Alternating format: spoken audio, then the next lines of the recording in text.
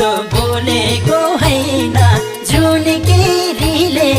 जिस्क्याउन बेर छैन नजाऊ है सानो पँधेरीमा आफ्नै छायाले पनि साथ दिन भन्छ